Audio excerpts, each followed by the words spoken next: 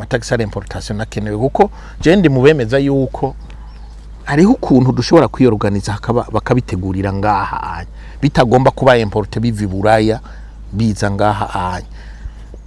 Mbega nko gukuraho nk'amakori kuri ivyo bikoresho vyankenerwa kubigeme canke kuyagabanya ntivyo bimwe mu ngingo zoshobora gutuma batezurirwa?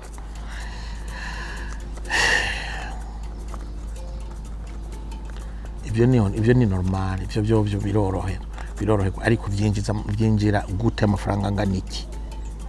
Kuko uko ndabizi ngira ngo peut-être nuko ntamenyereye iyo secteur cyane, ni impuzu si ibintu bemporta, ni ibintu bakorera ngaha. Donc amataxi à importation ntakenewe, amataxi à importation ntakenewe kuko je ndi mubemeza yuko hariho ukuntu dushobora kwiyorganiza bakabitegurira ngaha bitagomba kuba importe biva Buraya biza ngaha jewe nagenda afise bashikanje n'abana,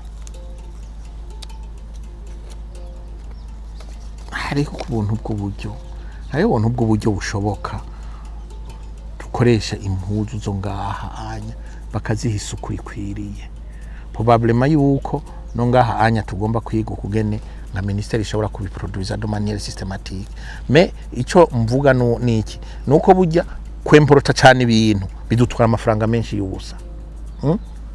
Ifo ko dukora uko dushoboye kugira ngo dushobore gukorera kubiproduza kubitegurira ngaha. Ibyo rero birashoboka, jewe niho